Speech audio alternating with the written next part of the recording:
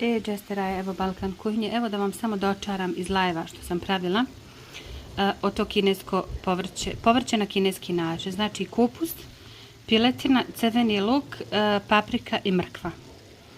I to je to, ljudi. To fino sve onako izrežete. Prvo predinstavite malo luk, stavite piletinu, ne rižu, možete jesti uz rižu.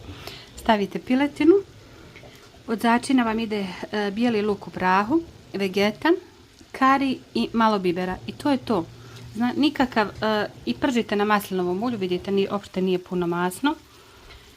Pustila onaj svoj sos, tako reći, sam. I super, super jelo.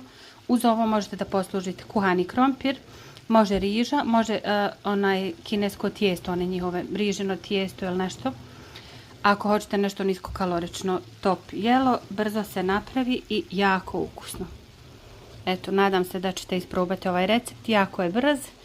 Lijep pozdrav vam želi vaša Balkan kuhinja. Ćao, ćao.